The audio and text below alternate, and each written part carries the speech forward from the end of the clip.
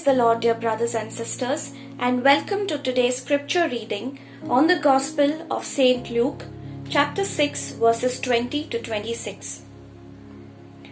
Jesus looked at his disciples and said, "Happy are you poor, the kingdom of God is yours. Happy are you who are hungry now, you will be filled. Happy are you who weep now, you will laugh. Happy are you when people hate you, reject you, insult you, and say that you are evil, all because of the Son of Man. Be glad when that happens and dance for joy, because a great reward is kept for you in heaven. For their ancestors did the very same thing to the prophets. But how terrible for you who are rich now! You have had an easy life. How terrible for you who are full now! You will go hungry. How terrible for you who laugh now! You will moan and weep. How terrible when all people speak well of you! Their ancestors said the very same things about the false prophets." The word of the Lord. Let us emphasize on this specific quote of Luke 6:22, which reads, "Blessed are you when people hate you, insult you, and say that you are evil, all because of the Son of Man." And to understand this context better, let us break it up in 3 points. Blessed are you when people hate you, insult you, for the sake of the gospel. Here begins a discourse by Christ, most of which is also found in the Gospel of Matthew, chapter 5, verse 7. It reads, "All believers who take to heart the precepts of the gospel and live by them may confidently accept for themselves the promises of the gospel and as confidently stand on them. Woes are announced against sinners who are prosperous, but actually quite miserable, although the world may envy them. But those whom Christ blesses are blessed indeed, whereas those who are cursed by him will be left desolate and wretched." The Beatitude imparts blessings on those who are persecuted because of their commitment to righteousness, meaning, I am willing to burn my fingers and even prepared to burn my house down, because for me, kingdom values are higher priority.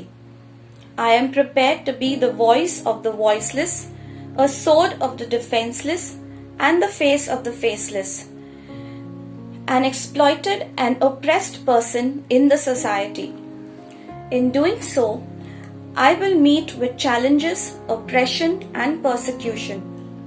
But when this happens, the true disciple of Jesus rejoices, not in spite of the persecution, but because of it. The CCC in para 1967 tells us, "In the Beatitudes, the new law fulfills the divine promises by elevating and orienting them towards the kingdom of heaven. It is addressed to those open to accepting the new hope with faith. The poor, the humble, the afflicted, the pure of heart, those persecuted on account of Christ, and so marks out the surprising ways of the kingdom." St. Paul expresses this sentiment very beautifully. He says, "I can do all things in Christ who strengthens me." A true disciple is willing to be ridiculed for Christ's sake. In fact, St. Paul encourages us to be fools for Christ. In Luke chapter 9 verse 26 tells us, "Whoever is ashamed of me and my words, the Son of Man will be ashamed of them when he comes in glory, and in the glory of the Father and of his holy angels." The disciples of Jesus were ever prepared for persecution and martyrdom, and rejoiced at the opportunity to bear witness to Jesus. To cite a few examples apart, like Saint Oscar Romero died defending the rights of the oppressed. Saint Maximilian Kolbe laid down his life for love of neighbor, and Saint Maria Goretti accepted martyrdom to defend her chastity. Point 2. And cast out your name as evil, or as evil men, as the Syriac and the Arabic versions render it.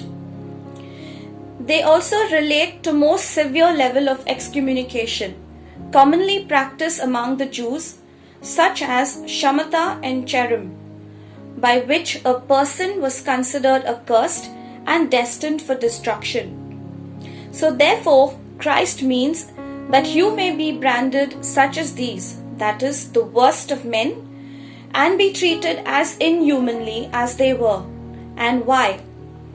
Not for any serious offense such as immorality, but merely for proclaiming and preaching that Jesus of Nazareth is the Messiah, come in the flesh, and for professing the belief that he who is the Son of Man, according to his human nature, is the Son of God according to his divine nature. Point 3. For the Son of Man's sake. This title means much more. As Son of Man, Jesus exerts authority of judgment over all flesh, but by virtue of who he is as the Son of God, he must be more. The absolute relationship to the world which he attributes to himself demands an absolute relationship to God. He is the Son of Man, Lord and Judge of the world, only because he is the Son of God. Christ's humanity can only be explained by his divinity, divested of all that is popularly called miraculous. Viewed simply as an historical man, he himself is a greater miracle than all miracles combined. And a humanity so unique demands an explanation, which is so beautifully spelled out in Hebrew chapter 1 verses 1 to 14. The New Testament writers presumed that Christianity would always be perceived as a rejected counterculture because kingdom values are not shared by most people. Many of us practice a watered down version of Christianity. We are sometimes surprised when Christians who choose to follow Jesus are ridiculed, ostracized, and persecuted, or at best treated with disdain. But let us remember that suffering for the name of Jesus has always been a commonplace occurrence in the life of a Christian.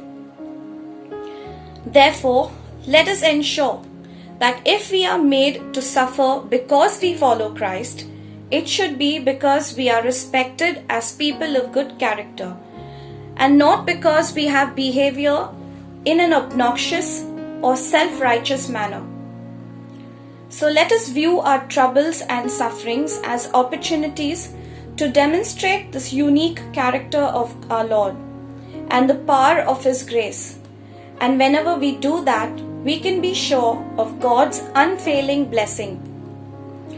Therefore, let us pause and ask ourselves, am I living this beatitude behind closed doors, keeping private my love for Jesus? Or would I appear publicly as a disciple who experiences the love of Jesus, bears witness to Him, and strives to build His kingdom, even if it means persecution and public ridicule? Let us end with a prayer. Lord, we bring before you every persecuted Christian, whether in various parts of the world or maybe in our very own homes. We pray for the strength and courage to choose to stand on your promises, even though we may be surrounded by oppressive forces. We rest in the comfort and blessed assurance of your holy word and pray for the grace to continue spreading your good news to every person that you send our way. We make this sincere prayer in Jesus' mighty name. Amen. God bless and have a Jesus-filled day. I'm Saint Lawrence. If you want to grow spiritually and know more about Jesus and his teachings, please subscribe to the channel. I'm Saint Bonaventure, and if you enjoyed and learned something new, then please press the like button. I'm Saint Philomena, and I want you to please share this video with your family, friends, and all your WhatsApp groups. I am St. Thomas of Villanova, and I want you all to comment a word or a scripture touch you the most watching this video.